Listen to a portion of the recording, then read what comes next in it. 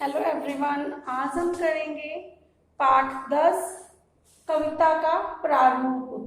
प्रारूप क्या होता है बच्चे? फॉर्मेट कि हमने कविता कैसे बनानी है। प्रारूप तैयार करने के लिए विद्यार्थी कम से कम कविता के 3 साहित्यिक प्रयोग जो है तकनीकें उसका प्रयोग कर पाएंगे। हाँ जी, सबसे पहले आप अपनी नोटबुक्स खोल लीजिए और मैं उसके लिए कुछ शब्द बोलूंगी जो आपने अपने नोटबुक में लिखने हैं।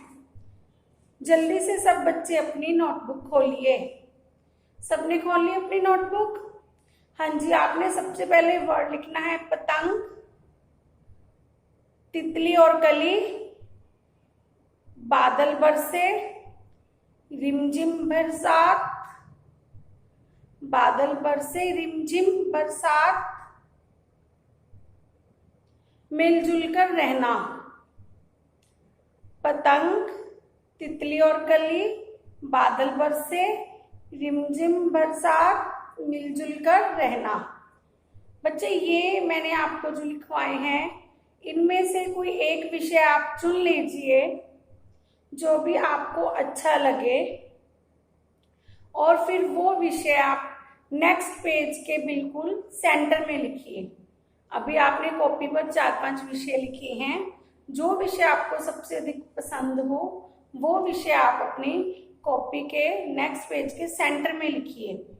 जैसे हमने काव्य तकनीक में सेंटर में काव्य तकनीक लिख के ऐसे लाइनें लगा के वेब जाल बनाया था, वैसे ही आपने नेक्स्ट पेज पर विषय लिखकर बीच में लाइनें लगाकर वेब जाल बनाना है। और फर्स्ट जो आपका पेज होगा उस पे आपने नंबर 1 लिख के क्या करना है, उसमें जो उस विषय से संबंधित आपके मन में विचार आते हैं वो कम से कम 6-7 विचार आपको ऐसे लाइनें लगाकर आपने लिखने हैं। जैसे मान लो मैंने पतंग विषय चुना, मान लो मैंने पतंग विषय चुन लिया,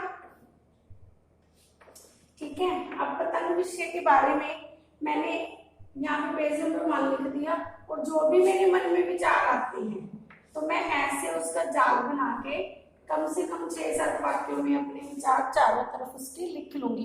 इसे कहते हैं वेब जाल।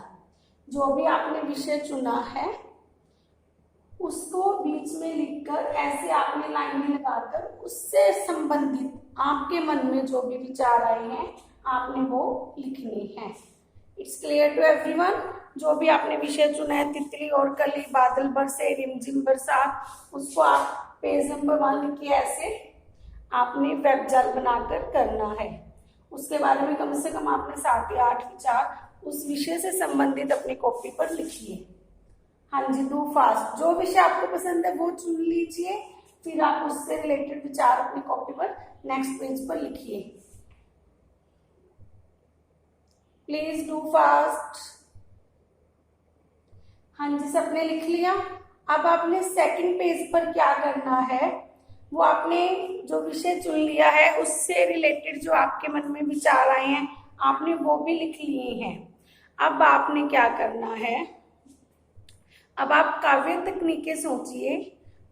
इस विषय जो आपने सोचा है उस विषय से रिलेटेड आप उसमें कौन कौन सी काव्य तकनीक का प्रयोग करना चाहते हैं। जैसे हम कविता लिखते हैं ना, तो आप मानवीकरण का प्रयोग करना चाहते हो, या पंक्तियों का दोहराव का, या अनुप्रास अलंकार का, लयबद्धता का। कम से कम आपने ऐसे 3 तकनीकों का प्रयोग करना है। और इससे रिलेटेड आपने सेकंड पेज पे आपने क्या लिखना है, इससे रिलेटेड तकनीकें जो आपके मन में आ रही हैं आप उसके साथ रिलेट करते हुए उससे वाक्य बना के लिखोगे। सेकंड पेज पे आप क्या लिखोगे, वाक्य बना के। जैसे मान लो आपने बादल बरसे विषय चुना फॉर एग्जाम्पल, तो आप क्या करोगे, फर्स्ट पेज पे आपने विचार लिख लिए, मोरों का नाचना, बारिश का आना, मिट्टी की सुगंध आना, है ना, काले काले बादलों का छाना, इस टाइप के मान लो आपने विचार लिखिए। जब आप सेकंड पेज लिखोगे तो आप उस पेज पर क्या लिखोगे, सेकंड पेज पे आप लिखोगे, घुमड़ घुमड़ कर बादल बरसे, अब तक था भूमि का दिल मन जल के लिए तरसे। तो वो लयबद्धता वाले शब्द हो गए। घुमड़ घुमड़ क्या हो गया, जो है वो अनुप्रास अलंकार हो गया। तो इस तरह के आप जो है वाक्य बना के कविता से रिलेटेड आप सेकंड पेज पर लिख लो, जो भी आपको समझ आता है कि आपने ये काव्य तकनीकों का प्रयोग करना है, या आप अकेली काव्य तकनीक भी लिख सकते हो। क्लियर। अब जो आपका थर्ड पेज आपका होगा इससे रिलेटेड, थर्ड पेज में बच्चे आप क्या लिखोगे, थर्ड पेज में आप और उससे रिलेटेड बहुत सारे शब्द लिख सकते हो, उसको हम कहेंगे शब्द जाल। जैसे पतंग है, पतंग से रिलेटेड शब्द, वो आपके शब्द जाल की हमने ये शब्द इसमें और प्रयोग करने हैं।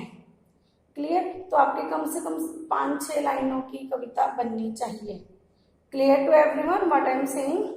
आपने अपना विषय चुन लिया, उसके बाद उससे रिलेटेड आपने जो आपके मन में विचार आए हैं वो 7-8 विचार लिखने हैं। फिर आपने काव्य तकनीकों को सोचना है कि हमने कौन सी काव्य तकनीक उसके लिए प्रयोग करनी है। और थर्ड वाला क्या है कि हमने उसके लिए शब्दों का जाल चुनना है कि लय, मान लो हमने काव्य तकनीक लयबद्धता, पंक्तियों का दोहराव, मानवीकरण, तो फिर हम शब्दों का जाल चुनेंगे कि राइमिंग वर्ड कौन से हैं, ठीक है, या कौन कौन सी लाइनों का हम दोहराव कर सकते हैं, या कौन सा अनुप्रास अलंकार वाला हम शब्द चुन सकते हैं। तो वो आप ऐसे ही शब्द जाल बना लोगे जैसे यहाँ पे हमने विचारों का जाल बनाया था। It's clear. सबसे पहले आपने क्या करना है, विषय चुनना है, उसके बाद आपने उसके बारे में विचार लिखने हैं, फिर आपने काव्य तकनीक लिखनी है नेक्स्ट पेज पे। थर्ड पेज पर आपने क्या करना है, उससे रिलेटेड आपने शब्द जाल बनाना है। ये सारी चीजें मिलाकर आप एक नई कविता बना सकते हो। It's clear to everyone. अब सबसे पहले जब भी हम कोई कविता लिखते हैं तो हमारा कविता का प्रारूप क्या होता है, हम कविता लिखने की तैयारी करते कैसे हैं। सबसे पहले विषय चुने, हम लोगों ने जो आपको 4 विषय दिए थे उसमें से आपने एक चुन लिया। विषय से जुड़े विचार लिखे। पहले पेज पर हमने विषय से जुड़े विचार लिख लिए। तकनीकें सोचे, हमने तकनीकें सोच ली, कौन सी तकनीक, हम कम से कम 3 तकनीक का यूज करेंगे, ज्यादा का भी कर सकते हैं। फिर शब्द जाल बनाए, उससे रिलेटेड शब्द जाल बनाना होता है। ये था हमारा कविता का प्रारूप। आई थिंक सबको क्लियर हो गया होगा।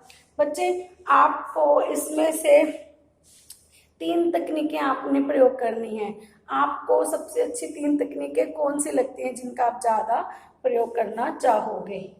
जैसे मानवीकरण हो गया, अनुप्रास अलंकार हो गया, लयबद्धता हो गई, है ना, और कौन सी होती है, भाषा शैली, जो आपकी लेखन की समानता है कि सारे एक जैसे वर्ड यूज करने हैं।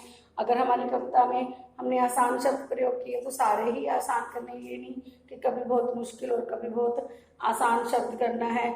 मानसिक चित्र उत्पन्न करने वाली तकनीक, तो ये सारी क्या है, हमें जो है तकनीक के प्रयोग करनी है। It's clear to everyone. अब आपने अपनी वर्कबुक में 10.2 कंप्लीट करनी है और कंटेंट बुक का क्वेश्चन नंबर 3rd और 4th अपनी नोटबुक में कंप्लीट करना है। It's okay.